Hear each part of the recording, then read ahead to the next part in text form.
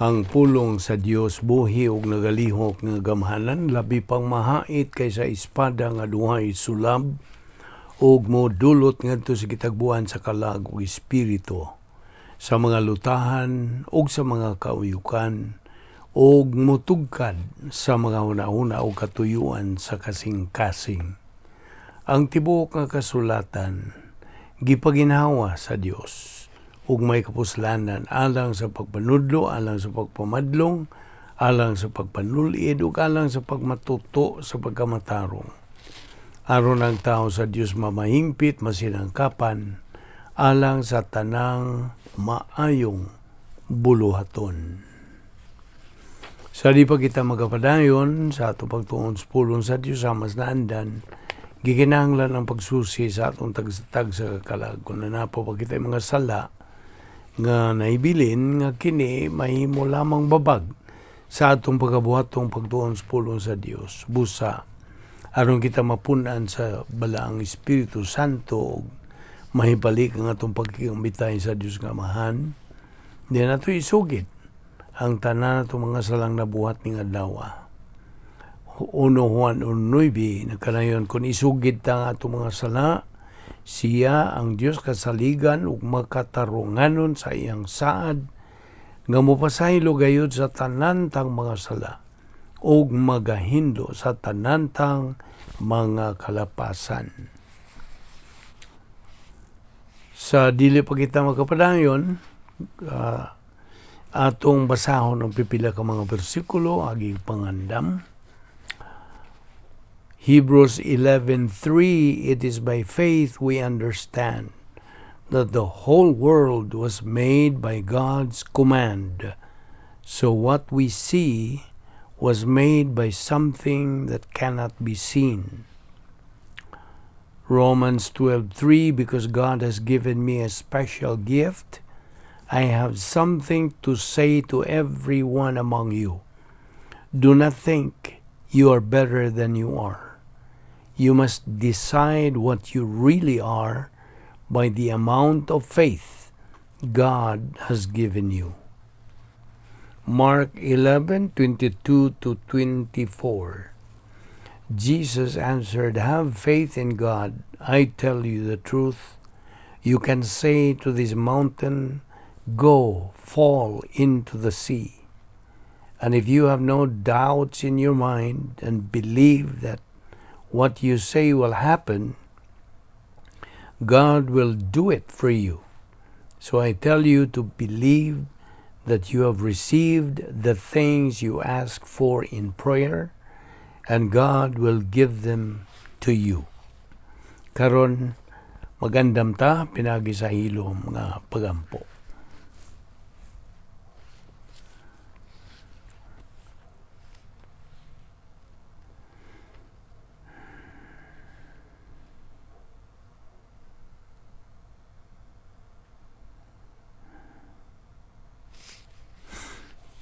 Magampot. Balaan na mga Diyos, nagapasalamat kami kanimo, nilayan sa mga adlaw nga imong ipadangat kanamo uban sa maayong panglawas. Uban ni kami karon pinagis pagtudlo kanamo sa balang Espiritu Santo sa imong kamaturan. Salamat ni among Bible study pinagi sa YouTube sa Vic Balbido Evangelistic Ministry. Kining tanan among ipasalamatan sa ngalan ni Ginoong Hesukristo. Amen. May adlaw sa tanan nato mga subscribers ug mga igsuon diha ni Kristo, our fellow believers. How to practice our Christian faith. Padayon kita, diin kita muhunong kagahapon. Now, tingali na usa ka dili Kristohanon nga nagpuyo didto sa usa ka balangay o village didto sa China nga maho gikas bungtod ug samtang nagaungaw siya sa kamatayon, kini siya makaamgo nga gawas kaniya anagyoy mas labaw pa kaniya. Salmo 89:48 nagkanayon sa pagingon, kay may taong dili mamatay, unsaon man sa tao paglikay sa Seol, Ang Sheol, ang ipasabot sa Sheol, gahom sa lubnganan. Karon, kung isalikway ta ang Dios sa giingon ta og point of God consciousness, masayran sa Dios nga kung ipadangat ang mayong balita sa kaluwasan nga ni kanato, wa kini kapuslanan. Hinoon kung muuyon kita o magpositibo kita ngadto sa Dios, kung buot kitang makaila pagdugang bahin kaniya, sigurohon gyud sa Dios nga ipadangat nga rika nato ang maayong balita sa kaluwasan ug ipadayag gayud kini nga rika nato. Ug sa atong kaugalingong pinulungan, ano ato yung masabtan kini sa tataw. Now, bisan gani ka mga lumlupyo sa kinabukiran, kinapungkayan, o kinalayuan lagi yung mga kalasangan, gihatagan kini sila angay nga kaigayunan, equal opportunity nga makaila sa Dios ug bahin sa paagi sa pagkaluwas. Excuse me. Paminaw, kabubuton sa Dios nga ang tanang tao magkinabuhi sa eternidad uban kaniya dito sa langit. Ang gisulti diha sa 2 Pedro 3:9, tinaw tataw kaayo nga nagingon, dili buot sa Dios nga naay malaglag, kundili ang tanan unta magahinulsol. Ang ipasabot, ang tanan unta maluwas. Buot sa Dios nga ang mga dili Kristohanon mag-ausab sa ilang mga una-una. Mao nga buot pasabot sa paghinulsol, to repent sa in English pa. Bahin sa pagtuo kang Kristo, ingon nga manluluwas. Busa, ang Dios mapailubon sa paghukom sa ilang way pagka matinuuhon, unbelief. Ginahatagan kini sila matag kay gayunan sa pag-usab sa ilang mga una-una, bahin kang Ginoong Jesucristo. Hinoon, ilaha na ang pagpili. Sanglit ana man sila kaugalingong kabubuton. Ang Diyos mauman ang mihimo sa buhat sa kaluwasan alang sa tanan. Apan ang gasa sa kaluwasan ato lamang maangkon kini kung ato kining dawaton. Now, ang ikaduhang bahin, ang plano sa Diyos alang kanimo. Sa di ka pa musugod sa pagtuon bahin sa kinabuhing Kristohanon, kinahanglang makasabot ka sa usa ka manungdanong pulong in English nga protocol. Honestanan, ang kahulugas pulong nga protocol mao kini. Ang pagbuhat sa hustong butang sa hustong paagi. Doing the right thing in the right way. Ang Dios anay usa ka mabulukong paagi sa pagkinabuhi sa espirituhanong pagkinabuhi nga gitawag og protokol nga plano sa Dios. Now ato lang unang itandi ang protokol nga plano sa Dios sa usa ka team sa bisag unsang matang sa paugnas kusog sa mapananglit sa usa ka team sa duwa nga football. Ang matag Kristohanon apan way dili Kristohanon, ang matag usa ka Kristohanon nasakop sa team sa Dios. Hinoon, kadto lamang mga pipila ka Kristohanon ang angayang makasalmot sa pagduwa. Sa mapananglit sa mga Kristohanon kinsa nagatuman mando sa Dios sa pagtubo espiritual pinagi sa grasya ug ang paagi sa paghibalo bahin sa atong Ginoong manluluwas nga si Ginoong Jesucristo. 2 Pedro 3:18. Mga Kristohanon nga nagmalahutayon ug nagmasubayon consistently sa pagtuon sa pulong sa Diyos, ubos sa ministry sa usa ka pastor kinsa nagatudlo gikan sa orihinal nga mga pinulungan. Kadto lamang mga Kristohanon nga nagapadayon sa pagpakigambitay sa Dios, pinaagi sa ilang paggamit sa paagi sa pagpauntol balik sa sod sa dapit nga may gahom sa Dios, divine atmosphere. Ang 1 Juan 1:9, ang paghingan sa mga ngadto sa Dios gamahan, rebound nga itong itawag ka na sa in English.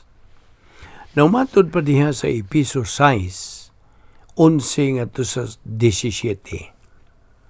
Isulob ninyo ang tanang kahimanan sa gubat nga gihatag sa Dios kaninyo, aron makasukol kamo batok sa mga pagpanglimbong sa yawa. Kay wala kita makig-away batok sa dugo o gunod, kundi batok sa mga daotang espirituhanong gahom diha sa kalangitan, sa mga pangulo, sa mga anaa sa gahom, ug sa mga daotang gahom nga nagmando nining kalibutana sa kangitngit. Busadad ang tanang kahimanan sa gubat nga gikan sa Dios. O ginigabot unya sa daotang adlaw, makasukol kamo sa inyong kaaway sa walay pagsibog o pag-undang hangtod sa katapusan. Busa pangandam kamo, gamita ang kamatuoran ingon nga bakos, ang pagkamatarong ingon nga salipod sa inyong dughan, ug ang kadasig sa pagsangyaw sa mayong balita sa pakigdait ingon nga inyong sapatos. Danda kanunay ang inyong taming nga mao ang inyong pagtuo kay pinaagi niini makapalong kamo sa tanang nagsiga nga ipana kaninyo siyawa. Og ikalo ninyo ang kaluwasan ingon nga panalipod sa ulo o gamita ang pulong sa Dios nga gihatag kaninyo sa espiritu ingon nga espada. Karon, ang mga Kristohanon nga wa magsulob sa tibuok nga taming sa Dios, whole armor of God, manglingkod lang kini sila sa hinagdang lingkuranan o blitzers, mga sakop gayapon kini sa steam. Tungod kay wa man kini sila musunod o mutuman sa hingpit nga protokol nga plano alang sa ilang mga kinabuhi. Excuse me. Ilang nadawat ang daotang mga sangputanan, consequences sa ilang daotang mga desisyon. Ang Dios mukuha sa mga kalig-on ug mga kaluyahon, sa mga talento ug mga gasa gikan sa matag usa ka hamtong nga Kristohanon. Ug iya kining umulon, He molds them together aron sa pagpahimutang og usa ka playing unit kinsa makaymaya kaniya. Ang matag usa ka sakop sa team, anaan niya ng katungdanan sa pagkaton sa maong duwa o sa pagdiniyos ug bansay.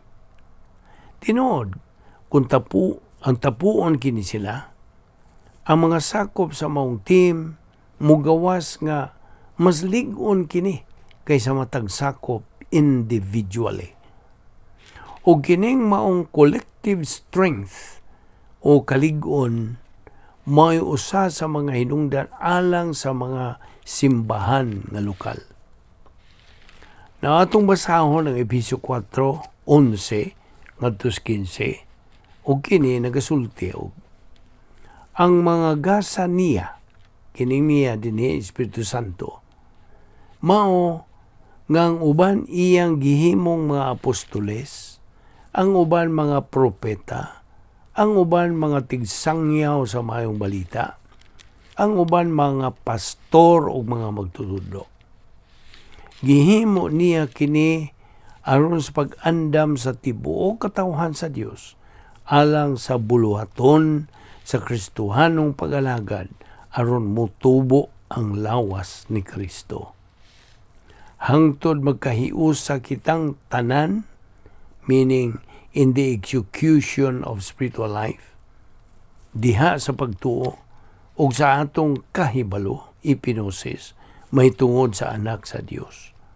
Unya mahingkod kita sama sa kahingkod ni Kristo.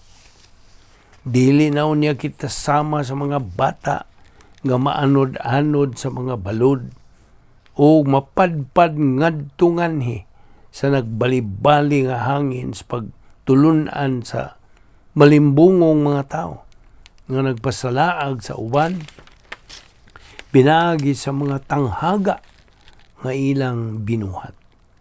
Kinahanglan hinoong mutubo kita sa tanang paagi ngadto kang Kristo nga mao ang ulo pinaagi sa pagsulti sa kamatuoran uban ang gugma. Ang Dios mopahiluna sa mga kahimuan sa tanan nga sakop sa nagasalmot sa team aron kini makapadayon sa ilang katulin sa pagbuhat og Dios ng mga kahimuan aron ilang makabot ang kadaugan sa team as a whole. Ang 1 Corinto 15:57 nagasulti nini. Apan salamat sa Dios nga naghatag kanatog kadaugan pinaagi sa atong Ginoong Hesukristo. Aton ipadayon ugma, dinhi lang una kita muhunong o ayaw sipyat sa pagsunod ni ining atong series nga pagtuon sa pulong sa Dios. Magampo ta. Amahan na mong langit nun, nagapasalamat kami kanimo. Nini nga mong Bible study pinagi sa YouTube sa Vic Malvido Evangelistic Ministry.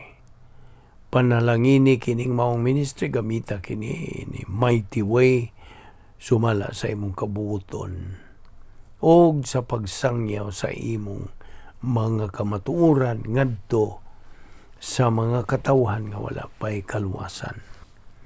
Kining tanan among gipasalamatan sa ngalan ni Ginoong Hesukristo. Amen.